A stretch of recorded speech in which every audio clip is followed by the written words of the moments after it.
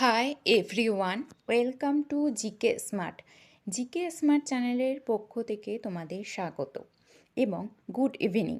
তো আমরা upcoming SSC group C and group D এক্সামকে লক্ষ্য করে জিকে জিএসের ক্লাস নিয়ে এসেছি। আজকে ক্লাস দ্বিতীয়। নতুন সিলেবাস অনুযায়ী প্রতিদিন সন্ধ্যা 7টায় থেকে এই ক্লাসটা চলছে।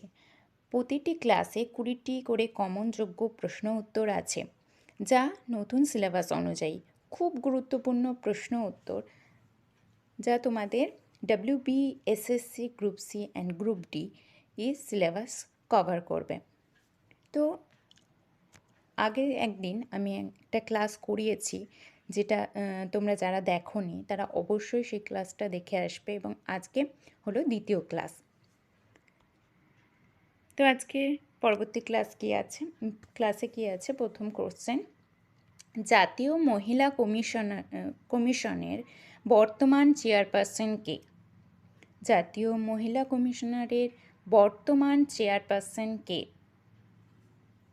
Option A Rekha Sharma, option B Mamata Sharma, নাকি অপশান সি ললিতা কুমার মঙ্গলম, নাকি অপশান ডি বিজয়া কিশোর রাহাতকর?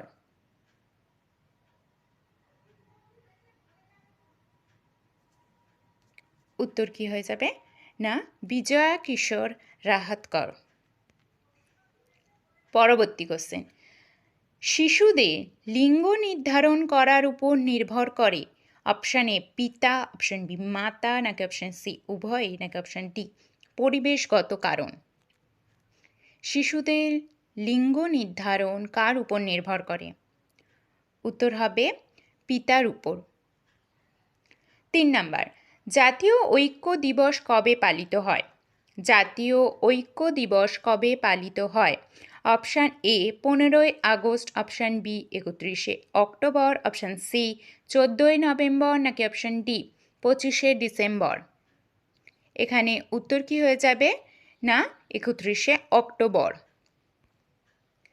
4 নম্বর প্রশ্ন, আত্মীয় সভা কে প্রতিষ্ঠা করেন? Option A Raja Rammohan Roy, option B Ishwarchandra Vidyasagar, option C Keshabchandra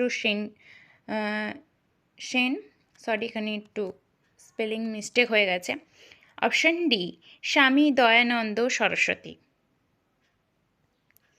এখানে উত্তর কি হবে? না, রাজা রামমোহন রায়। 5 নাম্বার, ভারতের জাতীয় সঙ্গীত গাইবার সময়সীমা কত? জাতীয় সঙ্গীত গাওয়ার একটা নির্দিষ্ট সময়সীমা আছে, সেই সময়সীমাটি কত? কত হবে? না, 52 সেকেন্ড। 52 সেকেন্ডের মধ্যে ভারতীয় জাতীয় সঙ্গীত গাইতে হয়। জোনাকি পোকায় কি থাকার জন্য আলো জ্বলে? আমরা নিশ্চয়ই সবাই জোনাকি পোকা দেখেছি, এবং জোনাকি পোকায় যে আলোটি জ্বলে সেটি কি থাকার জন্য জ্বলে?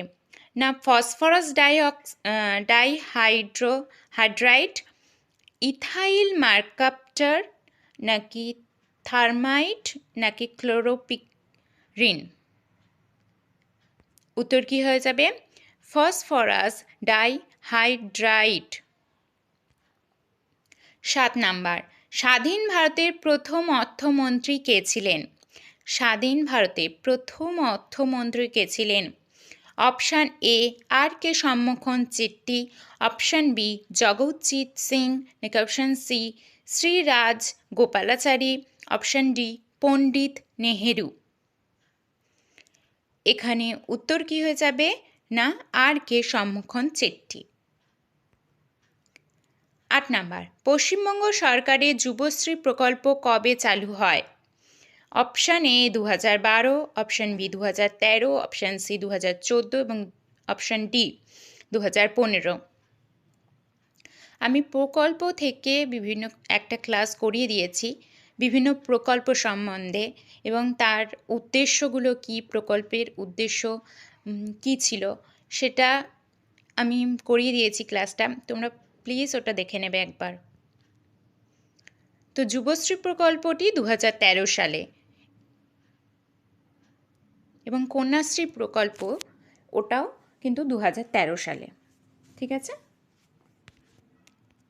9 নাম্বার, ভারতের প্রথম মহিলা হিসেবে বুকার প্রাইজ কে জিতেছেন? ভারতের প্রথম মহিলা হিসেবে বুকার পুরস্কার কে জিতেছেন? CV মুহাম্মা, option B Arundhati Roy, option C Jhumpa Lahiri, নাকি অপশন ডি আশাপূর্ণা দেবী? প্রথম মহিলা হিসেবে বুকার প্রাইজ জিতেছেন অরুন্ধতী রায়। 10 নাম্বার, হরপ্পা সভ্যতা কোন সালে আবিষ্কৃত হয়? হরপ্পা সভ্যতা কোন সালে আবিষ্কৃত হয়? এখানে উত্তর কি হয়ে যাবে?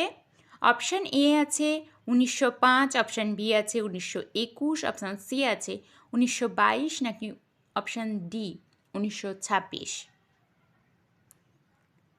অপশন কি হবে? উত্তর হয়ে যাবে 1921। 11 নম্বর, সি প্লাস প্লাস কি? সি প্লাস প্লাস কি? অপশন এ এটি ইনপুট ডিভাইস, অপশন বি এটি অপারেটিং সিস্টেম, নাকি অপশন সি একটি অ্যাসেম্বলি ল্যাঙ্গুয়েজ, নাকি অপশন ডি এটি প্রোগ্রামিং ল্যাঙ্গুয়েজ? কম্পিউটার থেকে যেহেতু তোমাদের কোশ্চেন আসবে, বেসিক কম্পিউটার থেকেই আসবে তোমাদের, তো এই কোশ্চেনটির উত্তর কি হয়ে যাবে না একটি programming language. C plus plus হলো একটি প্রোগ্রামিং ল্যাঙ্গুয়েজ। পলাশির যুদ্ধ কত সালে হয়? 12 নম্বর প্রশ্ন কি আছে? পলাশির যুদ্ধ কত সালে হয়? অপশান এ 1757, অপশান বি 1758, নাকি অপশান সি 1761, অপশান ডি 1764?